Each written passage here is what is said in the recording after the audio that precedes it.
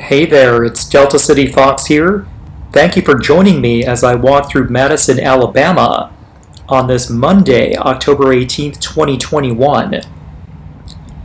On the agenda today is my assertion that here in the United States, our society is built around the worship of the federal government as a deity. In fact, I like to refer to the U.S. federal government as a 12,000-pound gorilla, or as the gorilla. That being a spirit animal or an avatar personifying government as a deity that we worship. So, why do we worship the U.S. federal government as a deity to begin with? It's because of what government is. The non-aggression principle declares that it is immoral to initiate the use of force or fraud against someone else's person or property. Government is a group or entity that claims a monopoly over the legal right and the supposed moral right to violate the non-aggression principle in a given geographical area. So let's say that, like government, you had special powers. You were the only person in our society who could legally initiate force against others, or legally initiate fraud against others. And it was supposedly completely moral for you to exercise these powers. If that were the case, then why wouldn't people worship you as a deity? Now, if you'd like more comprehensive convincing as to what government is, and how government's default role is to be a deity, then check out my two previous videos, the definition of government and the role of government. That said, if you accept my assertion that the U.S. federal government, also known as the gorilla, is a deity that we worship, then the following observations make sense in supporting this assertion. Please note that in expounding on my observations, I may refer to the U.S. federal government by its spirit animal avatar, the gorilla, to further emphasize its personification as a deity. Observation 1. Democracy is the religion of the gorilla. Democracy is the system in which the gorilla rules over us here in the United States. Likewise, Christianity or Judaism or Islam or Hinduism or Buddhism is the system in which God rules over people in those respective faiths. So, throughout American history, the foreign policy of the U.S. federal government, or the gorilla, has often been premised on spreading or sustaining democracy around the world through military force and through military aid or other foreign aid. Let's take a look at just a few of the many examples. On April 2, 1917, U.S. President Woodrow Wilson famously asked Congress to make the world safe for democracy by entering the United States into World War I with a declaration of war. The Vietnam War was meant to sustain democracy in Southeast Asia. The Iraq War was meant to spread democracy into the Middle East, as was American support for Syrian democratic forces during the Syrian Civil War. These were akin to holy wars, meant to further our religion, that religion being democracy. Observation 2. The Declaration of Independence and the Constitution are the holy books of the gorilla. Here in the United States, the Declaration of Independence, and more so the Constitution, are the primary legal documents that are used by the gorilla to rule over us. Similarly, the Bible or the Quran or any other holy scripture is the primary legal document that God uses to rule over people in any respective religion. Observation 3. Each political party is a religious sect of American democracy. In Western Christianity, the main religious sects are Catholicism and Protestantism. While both are very similar, they each have some very different interpretations of the Bible, leading to or perhaps justifying the different ways in which they each worship God. Likewise, here in the United States, we have two main political parties vying for power, the Democrats and the Republicans. We also have several minor political parties, most notably the Libertarians and the Green Party. These four aforementioned political parties all claim to believe in democracy and all claim to accept legal governance by the Constitution.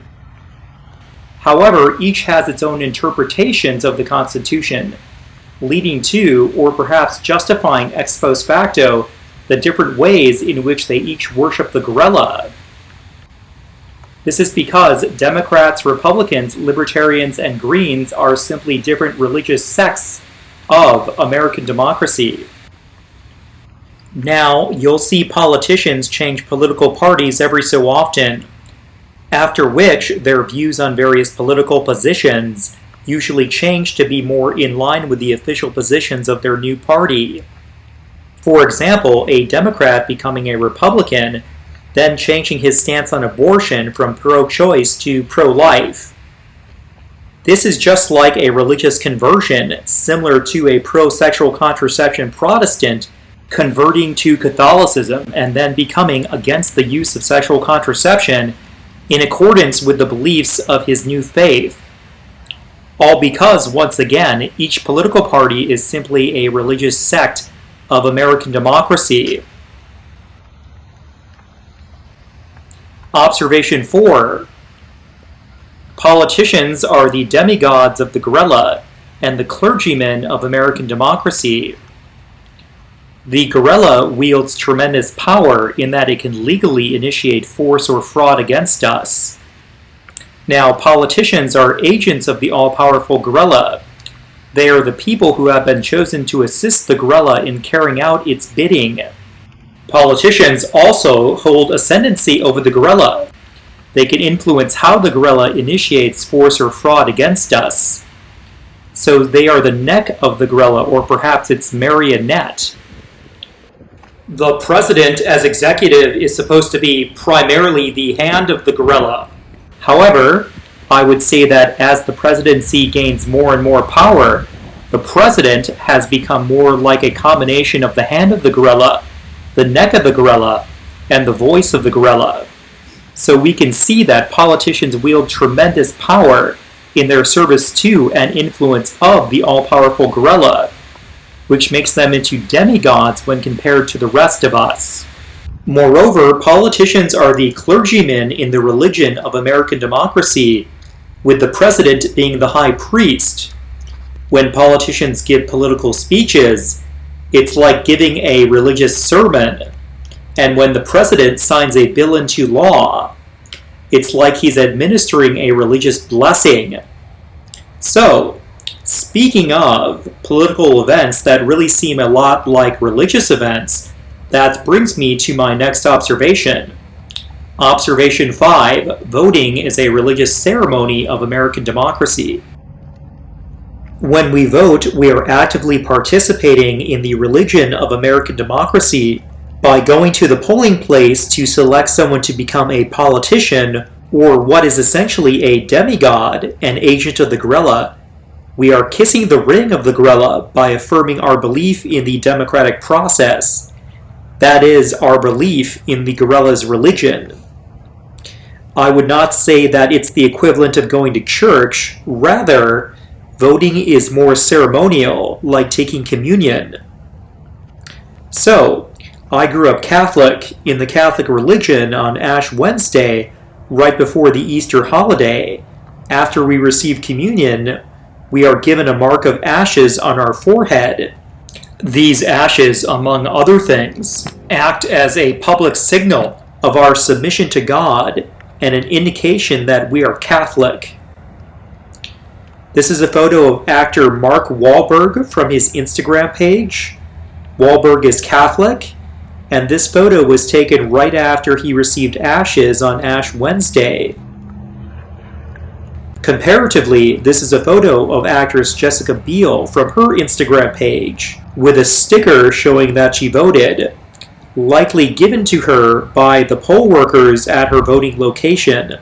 The sticker, of course, is a public signal to society of her belief in American democracy and her affirmation to the gorilla. So, from all that, we can see how voting avows support for American democracy and how it mirrors a religious ceremony. And finally, observation 6. The worship of the gorilla may replace the worship of other deities. As an anecdote, here in the United States, the vast majority of self-proclaimed atheists who I've been exposed to are very pro-government. Why is this?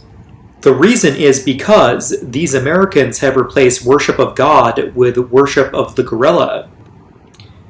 To demonstrate this point, we are going to review a clip from the film The Contender. In this clip, we will observe Senator Lane Hansen, a character played by actress Joan Allen. Senator Hansen is a Democrat and self-proclaimed atheist. She is attending a congressional confirmation hearing, as she has been nominated to become Vice President of the United States, as the previous Vice President died in office. She has also been criticized for being an atheist by her political opponents. So, let's take a look. Mr. Chairman, ladies and gentlemen of the committee, remarkably enough, it seems that I have some explaining to do. So, let me be absolutely clear.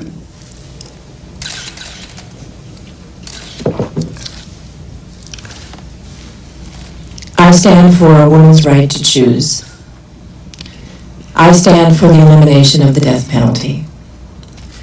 I stand for strong and growing armed forces because we must stomp out genocide on this planet, and I believe that that is a cause worth dying for.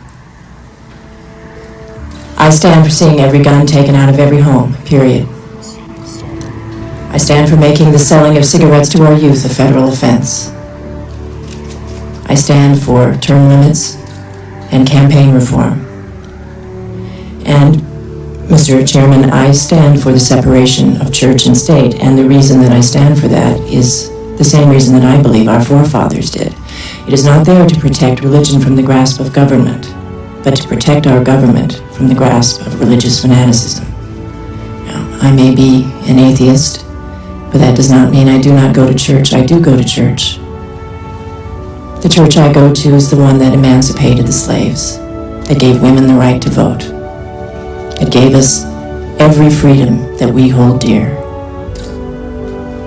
My church is this very chapel of democracy that we sit in together, and I do not need God to tell me what are my moral absolutes. I need my heart, my brain, and this church.